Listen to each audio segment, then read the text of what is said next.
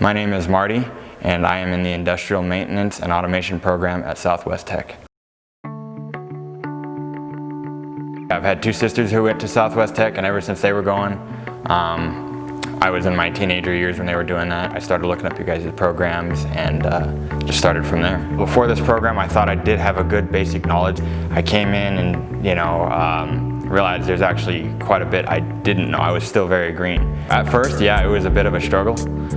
Just kind of realizing, oh boy, I took on a lot more than I knew I was going to be taking on. But I think I'm clicking along pretty well. I like everything I'm doing. Not only does he have the aptitude and the mind for this kind of work, but his overall attitude and the way he approaches learning these things is pretty unique. He always shows up on time, ready to work.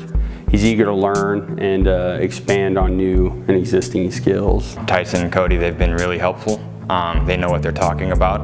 I'm where I am in this course, in this program, because of them. Nothing but positive experience from those guys. I'm really appreciative and grateful that they're my instructors, that they've been as helpful as they've been. His teamwork ethic is pretty big. That's a big part of it. He's always willing to lend a hand to anybody that needs it. Even when they're not on his team, he's always one of the first ones to volunteer to go to health sciences, to let the students practice poking him, things like that.